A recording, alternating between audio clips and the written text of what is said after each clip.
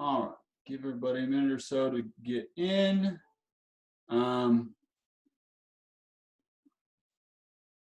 And we will go through everything.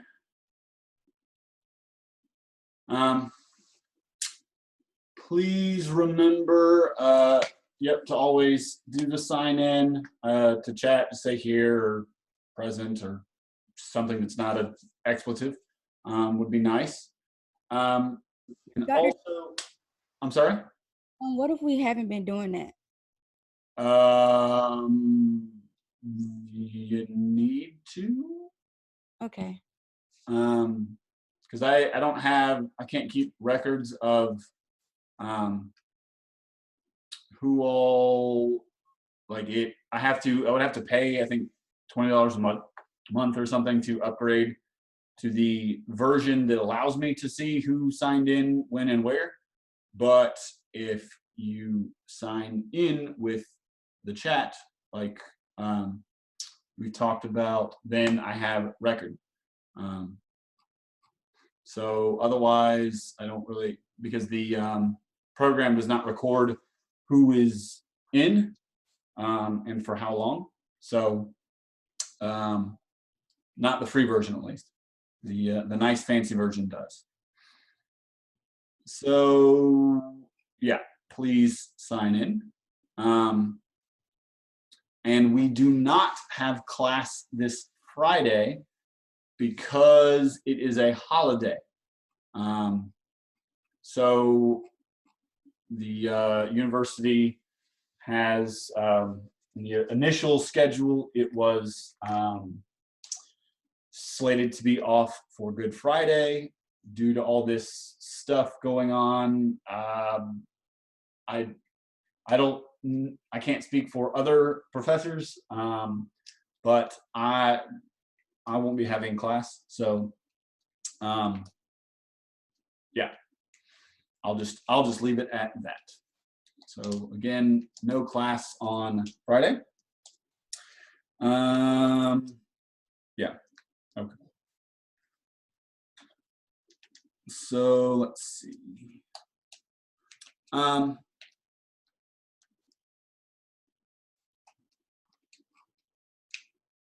yeah, okay, good time. So up to now, this is pretty much everything we've gone through this in this section. And the first one being the law of sines. Sine of an angle divided by its corresponding side is equal for every angle. So this is one bit of information we can use to solve different sides of triangles. And the other one is the law of cosines, where it looks like the Pythagorean theorem, c squared equals a squared plus b squared minus 2ab cosine c. So this is true for every side. I just only wrote one of them because I don't feel the need to write out every possible version of it. But it means that any two sides, A and B, and the angle between those two sides, which is C, relates to the other side, C. So you could have A squared, B squared, and then 2AB cosine of this angle. You could also have B squared plus C squared, 2BC sine of that, or the same thing for the other one. So this is the law of cosines. And between these two, we can solve any kind of triangle as long as we have any two, or I'm sorry, we can have side, angle, side, angle, side. We need at least one side and then two other pieces of information. So we can have the length of a side and an angle and a side and two angles, a side and, you know, anything. These two relationships allow us to solve any triangle like this, not just right angle triangles. And we talked about using this formula to solve for the area of a triangle. One of the things we talked about last time. And there's a very helpful little, or interesting, I guess, little formula called Heron's area formula, or just Heron's formula.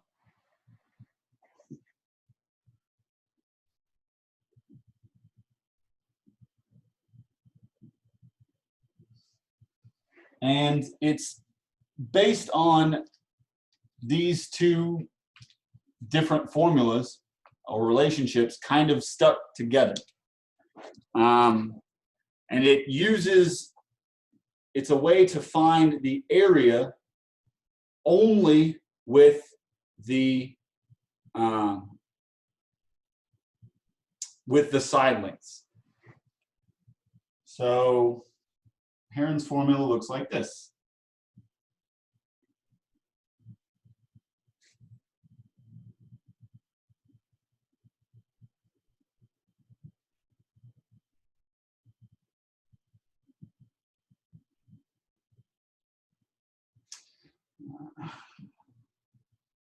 The little penmanship is even worse on a whiteboard.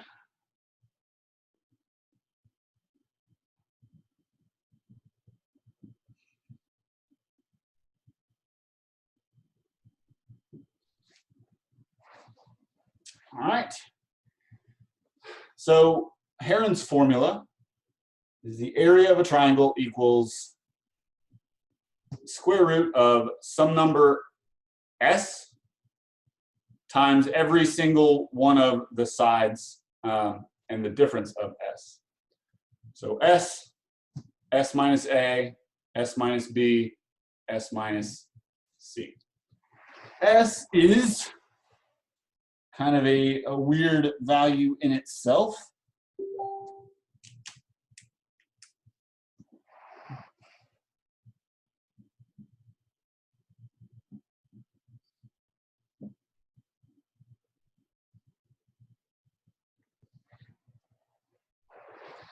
All right. So S is A plus B plus C over 2. All right. So this is a very interesting formula. I had kind of planned to go through and do the proof of it, but I won't make those of y'all who aren't about that life get into it. But I very much suggest, if math is something that is fun, something you want to get into for reals, try and do it. Try and figure out how you can take area equals 1/2 base times height and put height and the base kind of in terms of other things using these formulas. And it's pretty interesting. But it's an area formula that's entirely dependent on the different side lengths. So it has no idea about angles or the sines and cosines of anything. It is entirely about the side lengths of the triangles. So add up all the lengths and divide by 2. And plug into this little equation. So let's do a little example. We're going to use Heron's formula to find the angle or the area of a triangle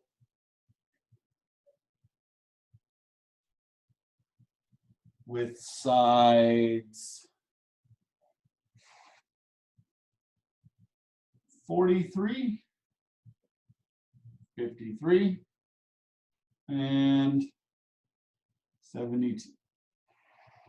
Okay. So first off, what is S?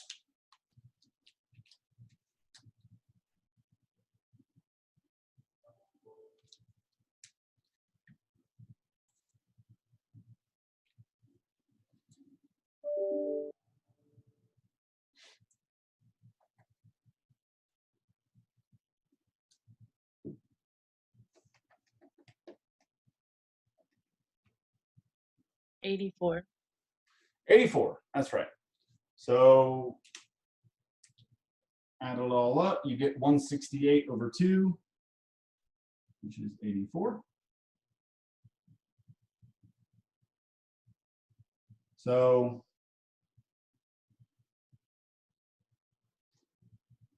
what is S minus A?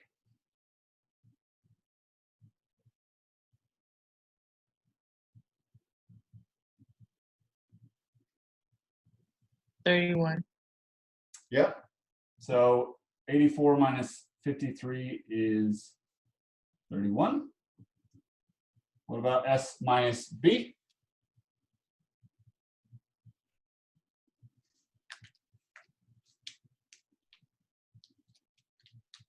$41.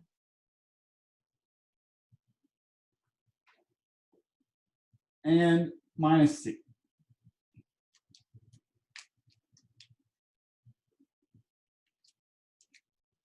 $12.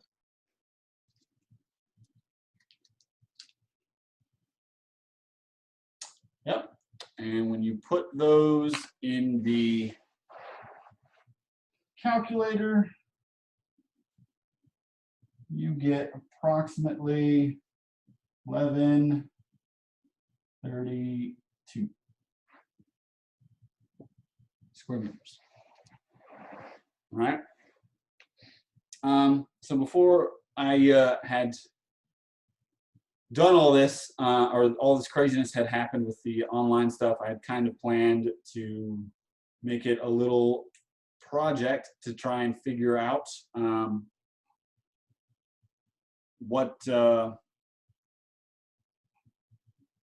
this was, how we prove this, some other kind of byproducts of this.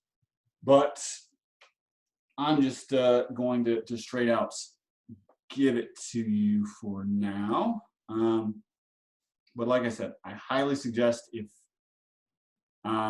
this is something that you want to do with your life, you're going to be doing a lot of proofs anyways. So you might as well give it a shot. And it's not an assignment, it's not an extra credit, it's something like that. But it is a great practice for, I mean, really for trig in general, because you'll be doing a lot of what we've done so far as taking different relationships, plugging them in, trying to figure out how they can kind of fit together. But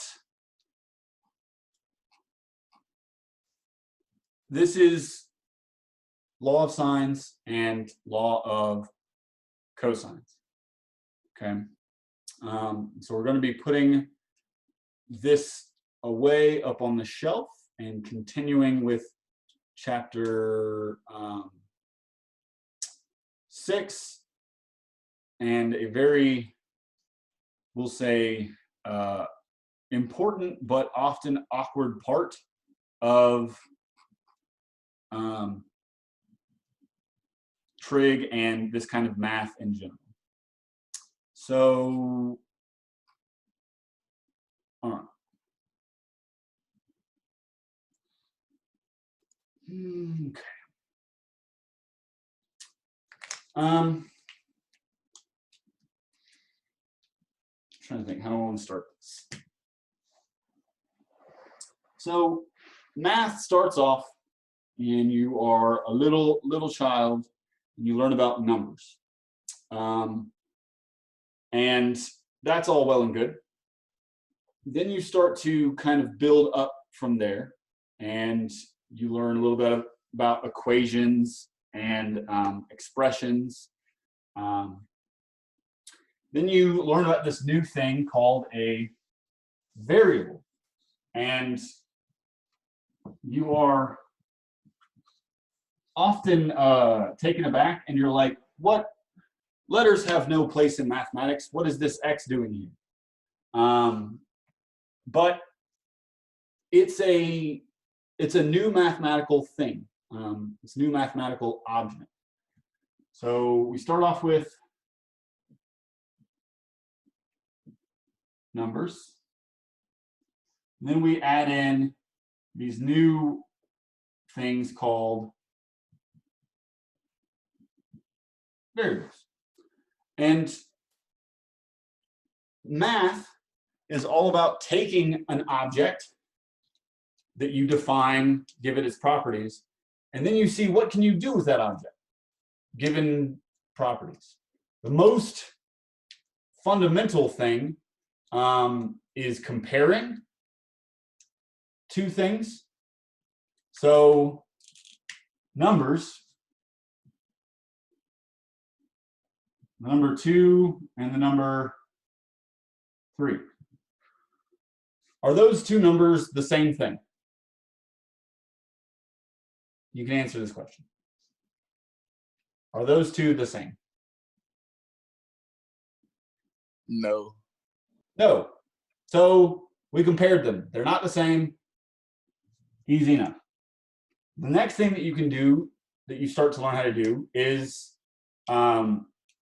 generally you learn how to add the two different things. So how do we add two numbers? Well, they are the same thing. So we can just add their values together. And we get a new thing called 5. I know this sounds really stupid, but it's illuminative of the process that we go through. The same thing is true with variables. X and Y. Are those two the same?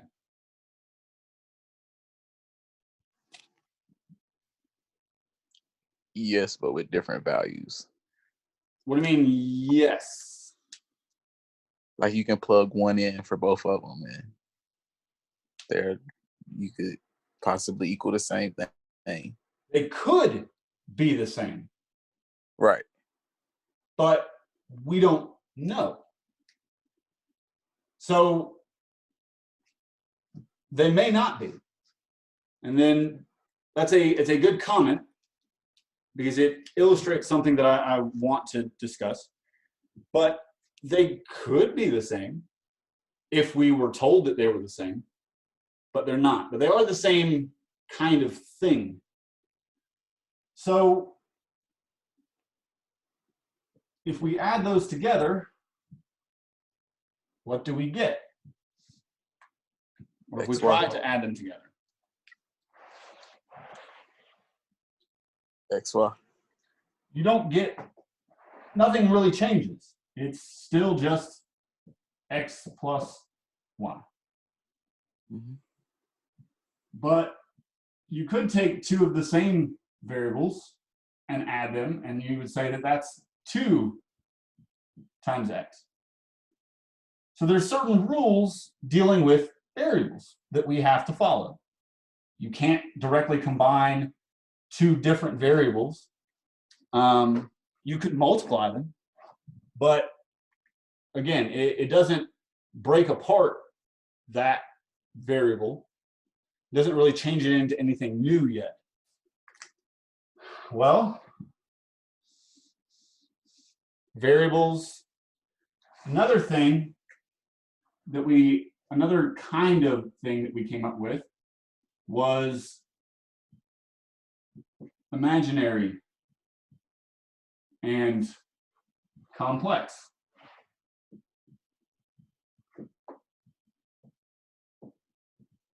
Numbers. We figured out, well, how do you compare two imaginary numbers or two complex numbers? And then we said, okay, how do you add them? How do you subtract them, multiply them, divide them, all this kind of stuff. So we create a new object, and then we figure out, how do we manipulate that object? What can we do to it? Well, we kept doing this. We also got to functions. You could do, f of x plus g of x, or everyone's favorite, f of g of x.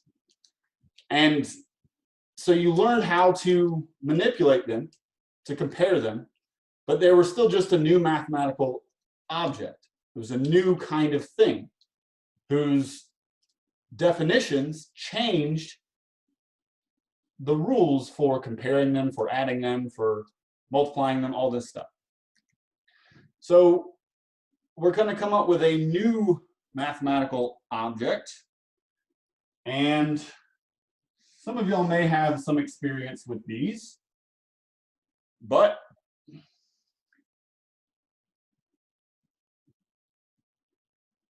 they are called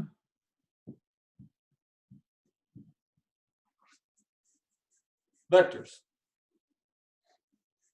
So who has ever dealt with vectors before?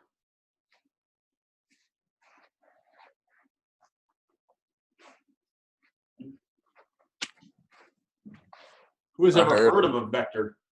I heard of them, but I haven't ever did it or dealt with it. What context do you remember hearing, knowing, like where you heard it or what they were talking about? Or well, would this make sense, like a vector plot or something like that? Trying to think of something that's not like technical and mathematical. So there's actually a big deal right now with these, but given everything that's going on with the coronavirus and stuff, there is such thing as a disease vector. Does any biologists know what a disease or an infection vector? Does anybody know what that means? It's okay if you don't. Can I take a stab at it? Take a stab at it, please. All right, so you know how like the disease is, when it affects one person, it could possibly affect 5 more people just by that one person, and it multiplies like that. And what they're doing right now is trying to figure out how many people it's going to affect in the future to where they can prepare for it, right? So that's a pretty good stat, not gonna lie, Okay. but it's not quite what we're looking for, but it is very close. So definitely tip of the hat. It actually includes what the vector is. You said when a person gets sick. Right. So up until recently, how else could you get the disease if not from another person who's infected? The animal. I'm sorry? The animal, right? So initially, I think it initially came from a bat, eating a bat meat or something. Right. So that is a a vector. People are vectors for disease. Malaria is carried by mosquitoes. Mosquitoes are a big deal. They're a huge vector for bloodborne disease, but especially malaria. So in epidemiology and biology, a vector is something that transmits the disease. So another place there that it comes up, and I might be dating myself here, but there's an old funny movie, ridiculous funny movie called Airplane. Does anybody remember? Has anyone ever seen that? It's like from the 70s, I think. Pretty funny movie if you're looking for something to do. But it's Airplane with a exclamation point at the end. And in one of the lines in it is there's some pilots called Roger, Victor, and I think Lieutenant Over. And so they're playing, you know, and they're like, Roger, Roger, what's your vector, Victor? Over, over. You're just being silly. But an airplane's vector is more closely related to what we're going into. It's two things. It's how fast they're going and in what direction they're going. So it's the angle, which gives us the direction of the airplane.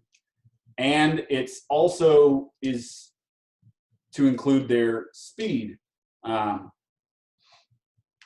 this tells us what a vector is. So let's get into the more mathematical definition. I'm trying to keep it kind of light because we have a long weekend. But a vector compares 2 points.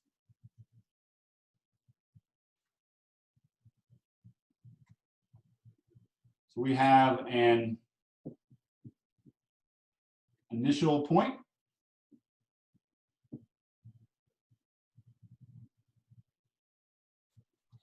and a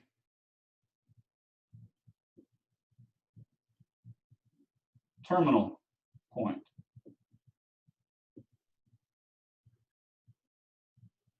What does the word initial mean? What's a more down-to-earth way of saying that? Your initial point. Can it be starting point? Starting point. Perfect. Exactly what I was thinking. So if something is your initial point, it's where you started. And if something is your terminal point, like your airplane, your airport terminal, what does it mean to be your terminal point? Or if a disease is terminal, not to be too sad, sack Sally about it. Ending point. The end, yeah. So we have a starting point and an ending point. So a vector is an arrow that starts at one point and goes to another point.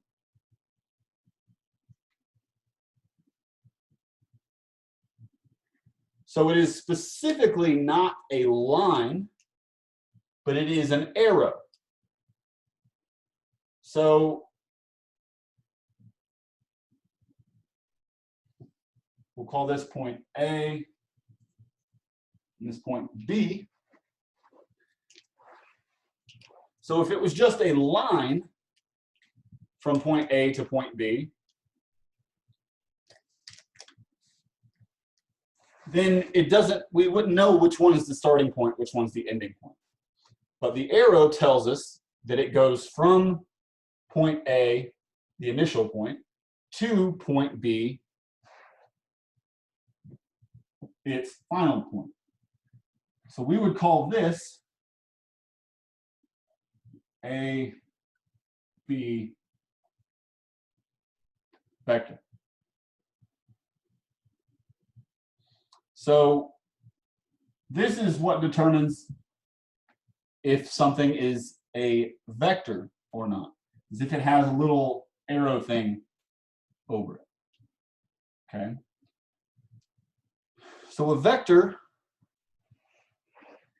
like every other mathematical object, has some qualities that we need to know what those qualities are so that we can compare and contrast different vectors. Okay? So if we're talking about points A and B, what is something? It's actually one of the first things you learn if you take Math 111 here. It's one of the first things you learn about 2 points. And it's a specific formula, but what is, if it was just a line between points A and B, what is something that we could figure that out if we had the points?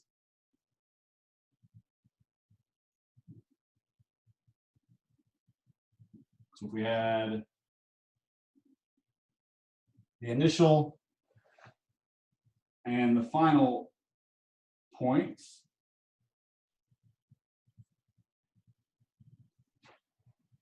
what could we find out about that?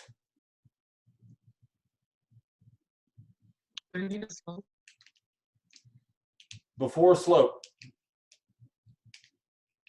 we didn't know anything about lines. There was just 2 points, point A and point B. We didn't know anything about y equals mx plus b yet. We're just talking about 2 points on a graph. What can you find out?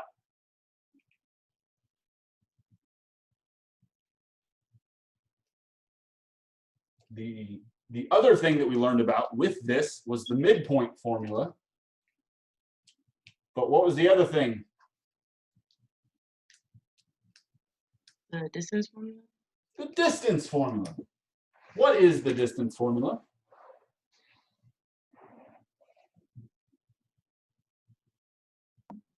Isn't it like x1 minus y minus something? I forgot it. Like x1 minus. So if this was on a graph and there was, graph lines below it, what does this shape look like? A right triangle. A what? Triangle. A triangle. What kind of triangle? Right Right triangle. triangle. A right triangle. Yeah. What is this side?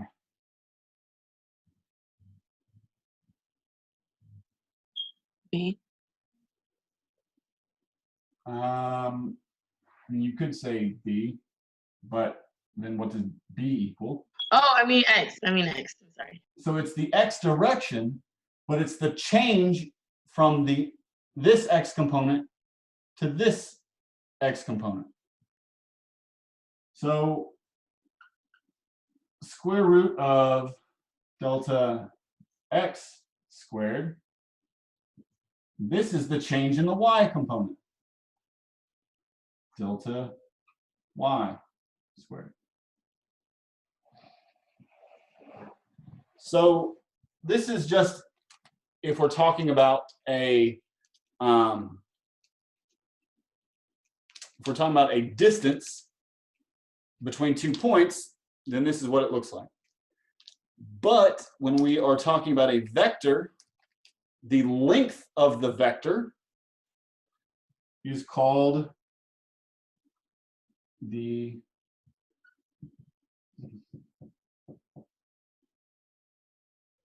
magnitude.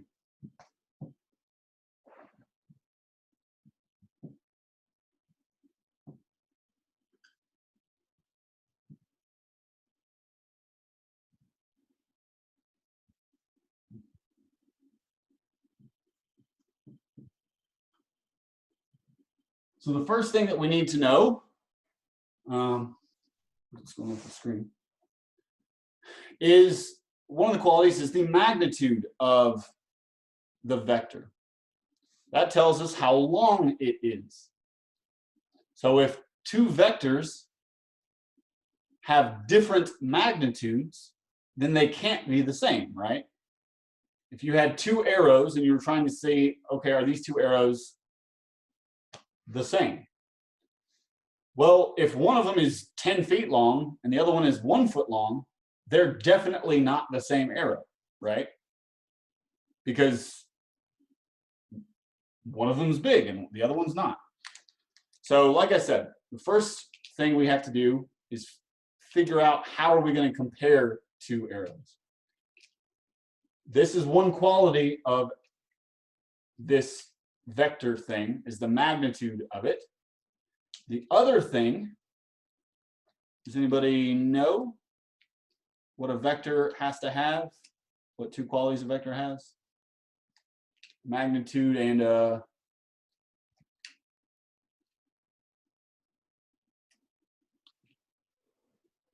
Start with the L. so we're about out of time. And a direction. So the two important qualities of a vector are the magnitude and direction. And we will talk about direction next week. But like I said, we're about out of time. So yeah, y'all have a good weekend. Don't do nothing crazy.